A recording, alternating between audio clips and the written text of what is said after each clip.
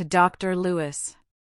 Dear Lewis, your fable of the monkey and the pig is what the Italians call ben trovata, but I shall not repeat it to my apothecary, who is a proud Scotchman, very thin-skinned, and, for aught I know, may have his degree in his pocket. A right Scotchman has always two strings to his bow, and is in utrum paratus, certain it is, I have not scaped a scouring, but, I believe, by means of that scouring, I have scaped something worse, perhaps a tedious fit of the gout or rheumatism, for my appetite began to flag, and I had certain croakings in the bowels, which boded me no good. Nay, I am not yet quite free of these remembrances, which warn me to be gone from the centre of infection. What temptation can a man of my turn and temperament have, to live in a place where every corner teems with fresh objects of detestation and disgust? What kind of taste and organs must those people have, who really prefer the adulterate enjoyments of the town to the genuine pleasures of a country retreat? Most people, I know, are originally seduced by vanity, ambition, and childish curiosity, which cannot be gratified, but in the busy haunts of men. But, in the course of this gratification, their very organs of sense are perverted, and they become habitually lost to every relish of what is genuine and excellent in its own nature. Shall I state the difference between my town grievances and my country comforts? At Brambleton Hall, I have elbow room within doors, and breathe a clear, elastic, salutary air. I enjoy refreshing sleep, which is never disturbed by horrid noise, nor interrupted, but in a morning, by the sweet twitter of the martlet at my window. I drink the virgin lymph, pure and crystalline as it gushes from the rock, or the sparkling beverage, home-brewed from malt of my own making, or I indulge with cider, which my own orchard affords, or with claret of the best growth, imported for my own use, by a correspondent on whose integrity I can depend. My bread is sweet and nourishing, made from my own wheat, ground in my own mill, and baked in my own oven. My table is, in a great measure, furnished from my own ground. My 5-year-old mutton, fed on the fragrant herbage of the mountains, that might vie with venison in juice and flavor. My delicious veal, fattened with nothing but the mother's milk, that fills the dish with gravy. My poultry from the barn door, that never knew confinement, but when they were at roost, my rabbits panting from the warren, my game fresh from the moors, my trout and salmon struggling from the stream, oysters from their native banks, and herrings, with other sea fish, I can eat in 4 hours after they are taken. My salads, roots, and potherbs, my own garden yields in plenty and perfection, the produce of the natural soil, prepared by moderate cultivation. The same soil affords all the different fruits which England may call her own, so that my dessert is every day fresh gathered from the tree. My dairy flows with nectareous tildes of milk and cream, from whence we derive abundance of excellent butter, curds, and cheese, and the refuse fattens my pigs, that are destined for hams and bacon. I go to bed betimes, and rise with the sun. I make shift to pass the hours without weariness or regret, and am not destitute of amusements within doors. When the weather will not permit me to go abroad, I read, and chat, and play at billiards, cards or backgammon. Without doors, I superintend my farm, and execute plans of improvements, the effects of which I enjoy with unspeakable delight, nor do I take less pleasure in seeing my tenants thrive under my auspices, and the poor live comfortably by the employment which I provide. You know I have 1 or 2 sensible friends, to whom I can open all my heart, a blessing which, perhaps, I might have sought in vain among the crowded scenes of life. There are a few others of more humble parts, whom I esteem for their integrity, and their conversation I find inoffensive, though not very entertaining. Finally, I live in the midst of honest men and trusty dependents, who, I flatter myself, have a disinterested attachment to my person. You, yourself, my dear doctor, can vouch for the truth of these assertions.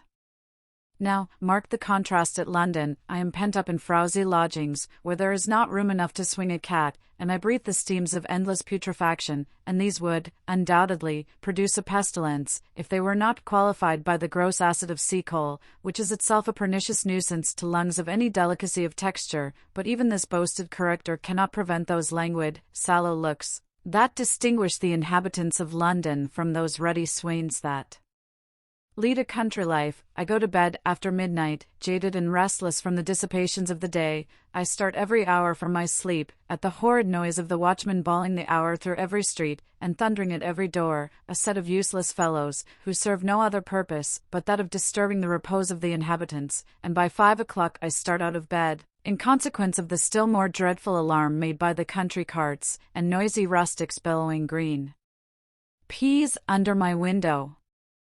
If I would drink water, I must quaff the mawkish contents of an open aqueduct, exposed to all manner of defilement, or swallow that which comes from the river Thames, impregnated with all the filth of London and Westminster. Human excrement is the least offensive part of the concrete, which is composed of all the drugs, minerals, and poisons used in mechanics and manufacture, enriched with the putrefying carcasses of beasts and men, and mixed with the scourings of all the washtubs, kennels, and common sewers, within the bills of mortality. This is the agreeable potation, extolled by the Londoners, as the finest water in the universe. As to the intoxicating potion, sold for wine, it is a vile, unpalatable, and pernicious sophistication, balderdushed with cider, corn spirit, and the juice of sloes. In an action at law, laid against a carman for having staved a cask of port, it appeared from the evidence of the cooper, that there were not above 5 gallons of real wine in the whole pipe, which held above 100, and even that had been brewed and adulterated by the merchant at Oporto. The bread I had in London is a deleterious paste, mixed up with chalk, alum, and bone ashes, insipid to the taste, and destructive to the constitution. The good people are not ignorant of this adulteration, but they prefer it to wholesome bread, because it is whiter than the meal of corn. Thus they sacrifice their taste and their health, and the lives of their tender infants, to a most absurd gratification of a misjudging eye, and the miller, or the baker, is obliged to poison them and their families, in order to live by his profession. The same monstrous depravity appears in their veal, which is bleached by repeated bleedings, and other villainous arts, till there is not a drop of juice left in the body, and the poor animal is paralytic before it dies, so void of all taste, nourishment, and savour, that a man might dine as comfortably on a white fricassee of kidskin gloves, or chip hats from Leghorn. As they have discharged the natural colour from their bread, their butcher's meat, and poultry, their cutlets, ragouts, fricassees, and sauces of all kinds, so they insist upon having the complexion of their potterbs mended, even at the hazard of their lives. Perhaps, you will hardly believe they can be so mad as to boil their greens with brass halfpence, in order to improve their colour, and yet nothing is more true. Indeed, without this improvement in the colour, they have no personal merit. They are produced in an artificial soil, and taste of nothing but the dunghills, from whence they spring. My cabbage, cauliflower, and asparagus in the country are as much superior in flavour to those that are sold in Covent Garden as my heath mutton is to that of St. James's Market, which in fact is neither lamb nor mutton, but something betwixt the two, gorged in the rank fens of Lincoln and Essex, pale, coarse, and frowsy. As for the pork, it is an abominable carnivorous animal, fed with horseflesh and distiller's grains, and the poultry is all rotten, in consequence of a fever occasioned by the infamous practice of sewing up the gut, that they may be the sooner fattened in coops, in consequence of this cruel retention. Of the fish, I need say nothing in this hot weather, but that it comes 60, 70, fourscore, and 100 miles by land carriage, a circumstance sufficient without any comment to turn a Dutchman's stomach, even if his nose was not saluted in every alley with the sweet flavour of fresh mackerel, selling by retail.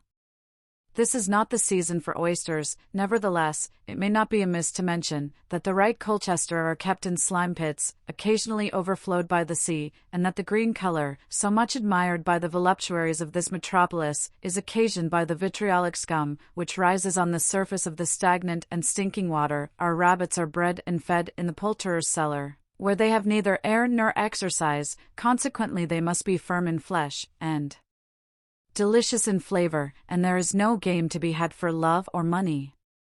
It must be owned, the Covent Garden affords some good fruit, which, however, is always engrossed by a few individuals of overgrown fortune, at an exorbitant price, so that little else than the refuse of the market falls to the share of the community, and that is distributed by such filthy hands, as I cannot look at without loathing.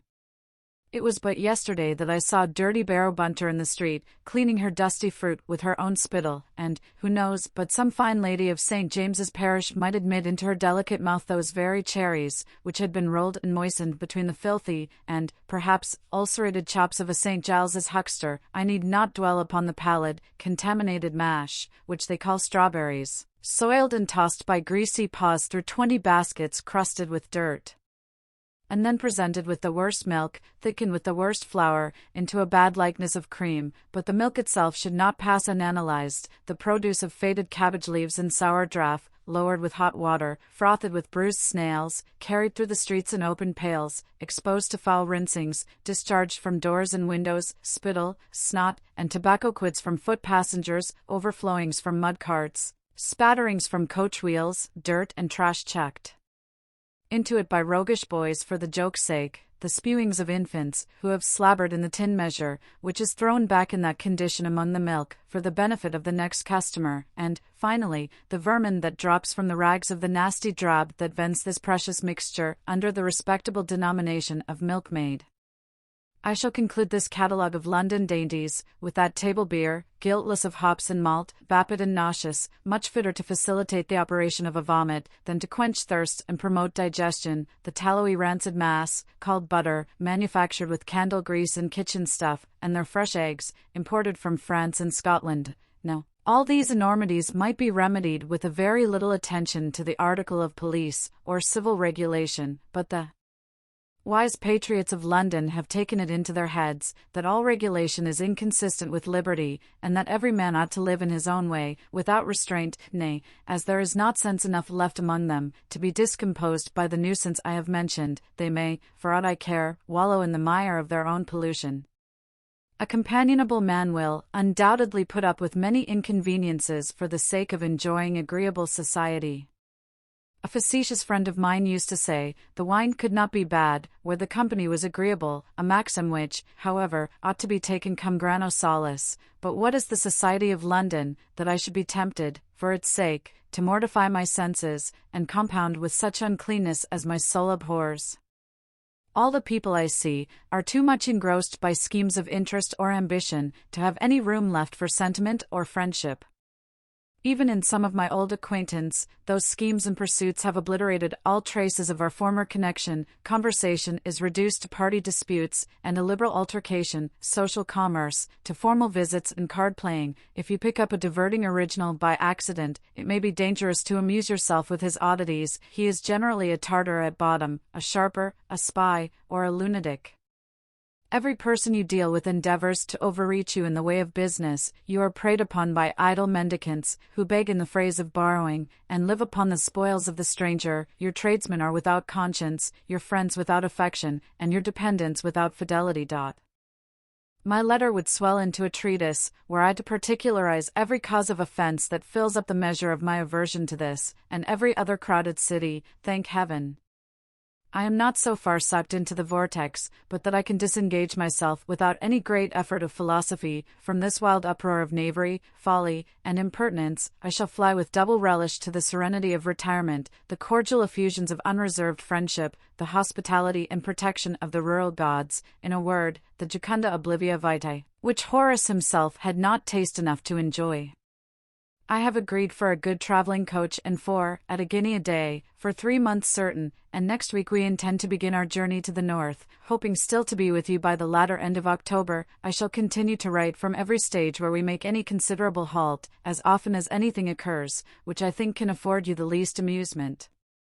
In the meantime, I must beg you will superintend the economy of barns, with respect to my hay and corn harvests, assured that my ground produces nothing but what you may freely call your own. On any other terms I should be ashamed to subscribe myself your unvariable friend, Matt.